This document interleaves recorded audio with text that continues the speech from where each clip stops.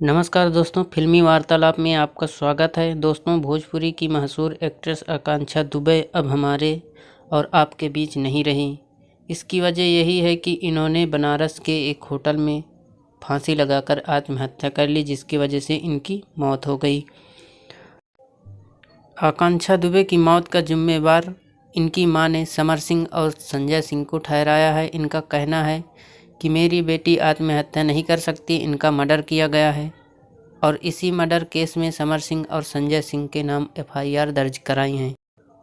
और इनका कहना है कि आकांक्षा दुबे जब भी दूसरे कलाकारों के साथ काम करती थी तो उनको मना करते थे और अपने साथ काम करने का पैसा नहीं देते थे।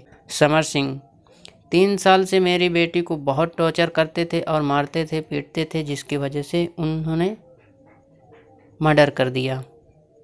तो दोस्तों, इसमें कितनी सच्चाई है ये तो पुलिस के जांच के बाद ही पता चलेगा।